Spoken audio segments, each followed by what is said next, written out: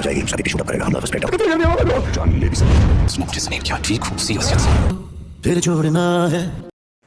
شاہ زمان کی موت کے بعد ان کے گھر میں تو جیسے سب کو موت ہی پڑ جاتی ہے،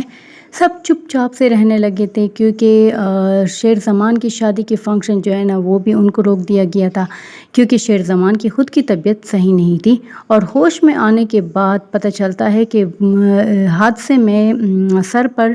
چوٹ لگنے کی وجہ سے وہ اپنا ذہنی توازن کھو چکا ہے۔ اور یہ خبر سنتی ہی ردا جب اس سے ملنے کے لیے ہاسپٹل جاتی ہے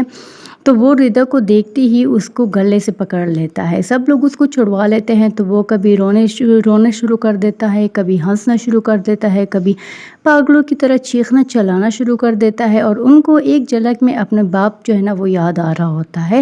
لیکن پھر بھی بدر زمان اور اس کے بیٹوں کی حسد جو ہے نا وہ پوری نہیں ہوتی، وہ اب بھی یہی چاہتے ہیں کہ کسی طرح شیر زمان کی موت ہو جائے، اور وہ اس کے لیے بھی پلاننگ شروع کر دیتے ہیں کہ ہم کس طرح شیر زمان کو اگر غصہ دلا دے اس حالت میں تو اس کا نروس بریک ڈاؤن ہو جائے گا اور اس کی وہیں پہ موت ہو جائے گی، کیونکہ وہ لوگ تو یہی چاہتے تھے کہ جتنی بھی جائیداد فیکٹری اور بزنس ہے ان سب پر ان کا حق ہو، اور اس وجہ سے بدر زمان نے اپنی دوسری بیٹی کی شادی اپنی بھائی کی بیٹے سے طے کر دی، حالانکہ اس میں اس کی اپنی بیٹی کی کوئی رضامندی شامل نہیں تھی،